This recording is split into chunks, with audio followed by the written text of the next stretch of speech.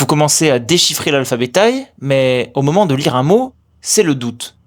Quel est le ton? Vous n'êtes pas seul. C'est le mur sur lequel la plupart des gens bloquent en thaï. La bonne nouvelle, c'est qu'il existe une logique implacable derrière les tons. Et une fois que vous la maîtrisez, vous aurez la clé pour lire la quasi-totalité des mots sans aucune hésitation. On va voir ensemble comment déduire simplement le ton d'une syllabe à partir de la consonne initiale et de la marque de ton ou du type de syllabe. Vous êtes prêts? Alors on y va! L'alphabet thaï compte 44 consonnes réparties en 3 classes. Moyenne, haute et basse. Pour commencer, concentrons-nous sur les classes moyennes et hautes, qui sont plus simples et moins nombreuses. Voici d'abord les consonnes de classe moyenne. Pour se rappeler de ces lettres, il y a une phrase mnémotechnique que tous les écoliers thaï connaissent. Kaijik dek tai bon pak ong. Ça veut dire « le poulet pique l'enfant mort sur le bord de la jarre ». Et si vous trouvez ça de mauvais goût, attendez de voir les vidéos éducatives.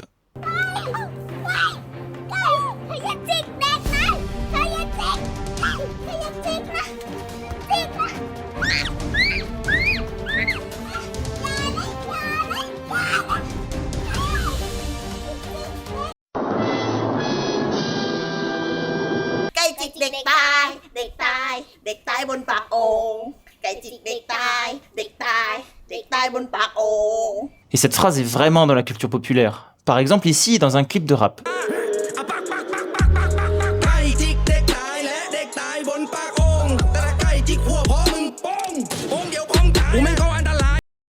Ces moyens mnémotechniques peuvent être pratiques pour des enfants dont c'est la langue maternelle.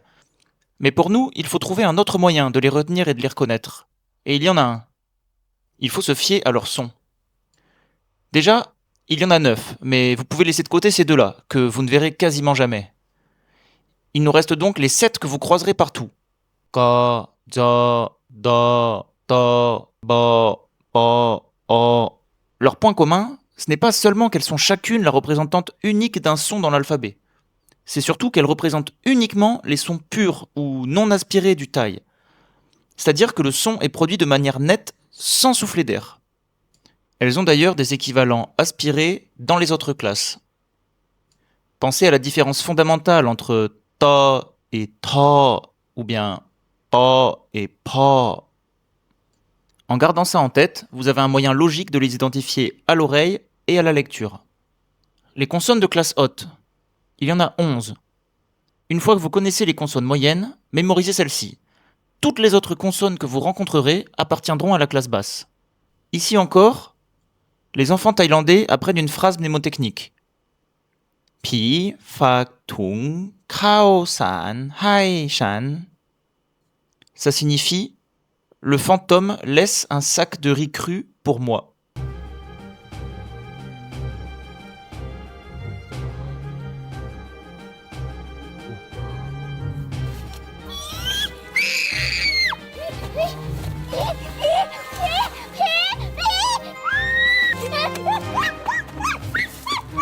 Ce groupe de consonnes n'a pas été choisi au hasard. Elles partagent une identité phonétique. Ce sont toutes des sons aspirés ou fricatifs, c'est-à-dire qui nécessitent de souffler de l'air pour les prononcer. De plus, au contraire des consonnes de classe moyenne qui représentaient des sons uniques, chaque consonne de classe haute a au moins une jumelle dans la classe basse. Elles partagent le même son de base, mais leurs règles de ton sont différentes. Et on va voir par la suite que ce n'est pas un hasard, mais ça fait partie d'un système plutôt logique pour créer les différents tons. La caractéristique la plus importante des consonnes de classe haute, et qui leur donne leur nom, c'est qu'elles produisent naturellement un ton montant sur les syllabes vivantes qui ne portent pas de marque de ton. Et si vous n'avez rien compris à ce que je viens de dire, rassurez-vous, on va voir ça tout de suite ensemble. En thaï, les marqueurs de ton sont des petits symboles que l'on place au-dessus d'une consonne pour forcer le ton d'une syllabe, en ignorant toutes les autres règles. Considérez les marques de ton comme des instructions directes qui forcent une syllabe à prendre un ton spécifique. En les connaissant, vous pouvez déjà lire une grande partie des mots avec certitude. Le marqueur numéro 1. Mai e. Sa forme est un simple trait vertical, comme le chiffre romain 1. Toutes les syllabes qui commencent par une consonne de classe moyenne ou haute et qui portent ce marqueur auront un ton bas. Le marqueur numéro 2. Mai to. Il ressemble à un petit 2. Et toutes les syllabes qui commencent par une consonne de classe moyenne ou haute et qui portent ce marqueur auront un ton descendant. Le marqueur numéro 3, Maitri. Il ressemble à un 3 couché sur sa gauche. Il est bien plus rare, et toutes les syllabes qui portent ce marqueur auront un ton haut. Enfin, le marqueur numéro 4, Maijatawa. Alors lui, il ressemble à un petit plus, mais si vous imaginez une petite diagonale en plus, ça nous donne le chiffre 4.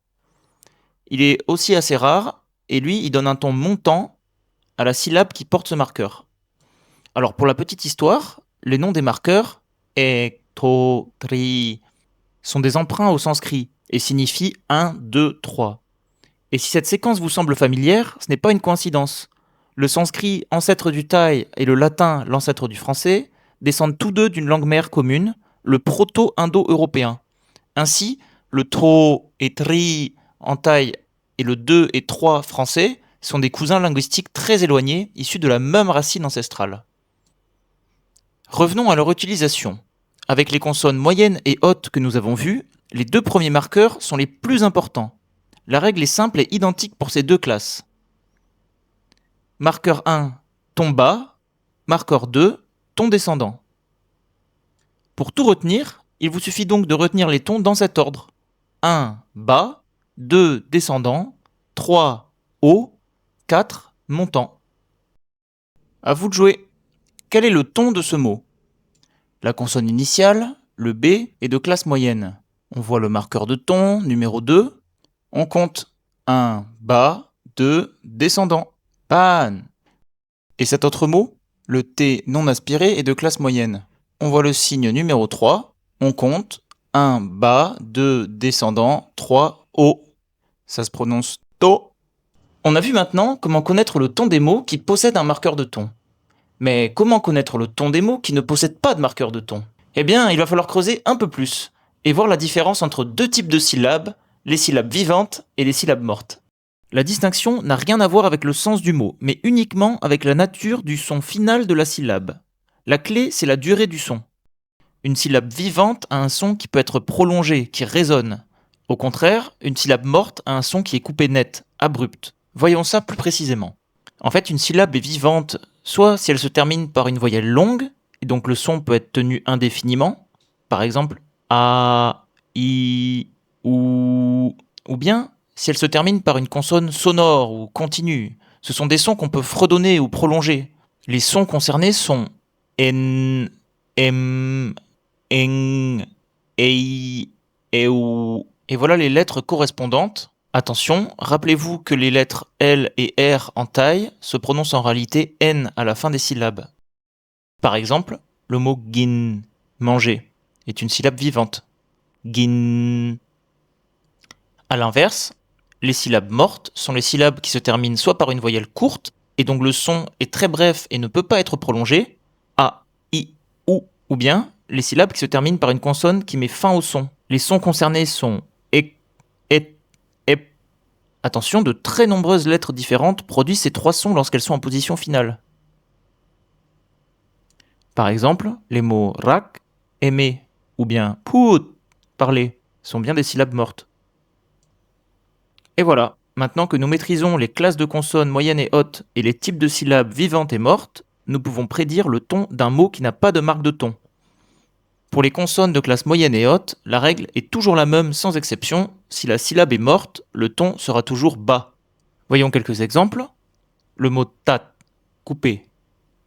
Ta est une consonne de classe moyenne. La syllabe se termine par le son et, donc elle est morte. Résultat, ton bas, tat. De même, avec le mot hok pour dire 6. Le H taille, ho, est une consonne de classe haute. La syllabe se termine par le son ek, donc elle est morte. Résultat, ton bas, ho. C'est seulement avec les syllabes vivantes que nous allons voir la différence entre les deux classes de consonnes. Une consonne de classe moyenne avec une syllabe vivante fera un ton moyen. Par exemple, le mot gin pour manger. Ka est de classe moyenne. La syllabe se termine par n, donc elle est vivante. Résultat, on a un ton moyen. Gin. Mais la particularité d'une consonne de classe haute avec une syllabe vivante, c'est qu'elle fait un ton montant. Par exemple, le mot hin, qui signifie une pierre. Ha est de classe haute. La syllabe se termine par n, donc elle est vivante. Résultat, on a un ton montant. Hin. Je vous recommande dans un premier temps de bien mémoriser les consonnes de classe moyenne et haute, ainsi que leurs règles, et de vous entraîner régulièrement à la lecture de leurs tons. À présent, à votre tour, vous allez trouver les tons de ces 3 mots. Voilà comment ils s'écrivent en thaï. Mettez sur pause si vous voulez chercher par vous-même. La première consonne est un K aspiré, kra krai, qui fait partie de la classe haute. Sur le mot ri, on voit le marqueur de ton numéro 2, qui indique un ton descendant. Krao. Sur le mot blanc, pas de marqueur de ton. On regarde le type de syllabe. Krao. Elle est vivante. Une consonne de classe haute avec une syllabe vivante fait un ton montant. Krao. Enfin, sur actualité, on a une marque de ton numéro 1, c'est un ton bas. Krao. Nous arrivons à la dernière étape, les consonnes de classe basse. C'est le groupe le plus nombreux, mais les règles sont un petit peu différentes. Si vous avez suivi les consonnes de classe moyenne et haute, vous allez voir que les règles ici ne sont que de simples variations. Commençons par une bonne nouvelle. Vous n'avez pas besoin de mémoriser cette liste. Vous connaissez déjà les 9 consonnes moyennes et les 11 consonnes hautes. Eh bien, c'est tout. Toute consonne que vous ne reconnaissez pas comme étant moyenne ou haute est automatiquement de classe basse. C'est aussi simple que ça. Une simple déduction, pas une mémorisation. Maintenant, la première chose qui change vraiment et qu'il faut retenir. Avec les consonnes de classe basse, les marques de ton provoquent un décalage.